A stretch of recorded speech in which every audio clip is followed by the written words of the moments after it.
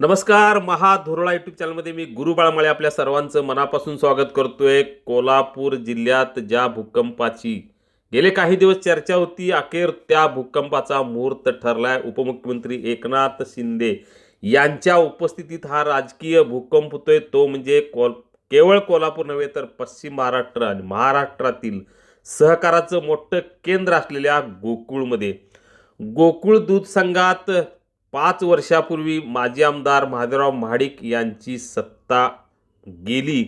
त्या गोष्टीला कारणीभूत होते दोन महत्त्वाचे माजी चेअरमन, त्यामध्ये एक अरुण डोंगळे आणि दुसरे विश्वास नारायण पाटील.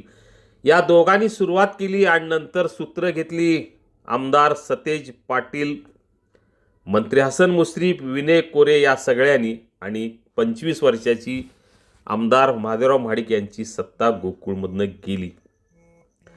आता याच गोकुळच्या सत्ता बदलाचे सूत्रधार असलेले अरुण डोंगळे यांनी यापूर्वीच राष्ट्रवादीमध्ये प्रवेश केला आणि दुसरे आता विश्वास नारायण पाटील यांनी आता आमदार सतेज पाटील यांची साथ सोडायचं ठरवलेलं आहे. ते आता शिवसेना शिंदे गटात उद्या दुपारी दाखल होत आहेत. खरं तर गेल्या काही महिन्यात अनेकांनी काँग्रेसची साथ सोडली. गोकुळमध्ये सुद्धा अनेकांनी झेंडा बदलला.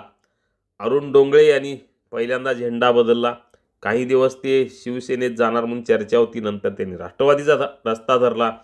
आता विश्वास नारायण पाटील यांनी जिल्हा परिषद निवडणुकीच्या पार्श्वभूमीवर शिंदे सेनेत जाण्याचा निर्णय घेतलाय. आमदार चंद्रदीप नरके यांनी यामध्ये पुढाकार घेतला. हा सगळ्यात मोठा धक्का मानला जातो तो आमदार सतेज पाटील यांना, कारण सतेज पाटील यांच्याकडं मोठ्या प्रमाणात संचालक आहेत.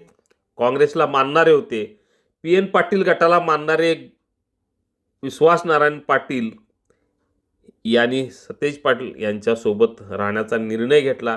PN पाटील गटच राष्ट्रवादीमध्ये गेला, तेव्हा मात्र विश्वास नारायण पाटील तिथेच राहिले. त्यानंतर मात्र त्यांनी आता शिंदेचे सेनेचा रस्ता धरलाय. गोकुळच्या निवडणुका 2-3 महिन्यानंतर होणार आहेत. या निवडणुकीच्या पार्श्वभूमीवर सध्या विश्वास नारायण पाटील यांनी मोठा निर्णय घेतला. तो धक्कादायक आहे काँग्रेसच्या दृष्टीनं आणि आगामी निवडणुकीच्या दृष्टीनं, कारण महायुतीच्या माध्यमातून ही निवडणूक लढवली जाणार हे नक्की आहे. त्यामुळे त्याचाही मोठा परिणाम या निवडणुकीवर होणार आहे. यापुढं गोकुळचं राजकारण बदलेल ते नेमकं काय असेल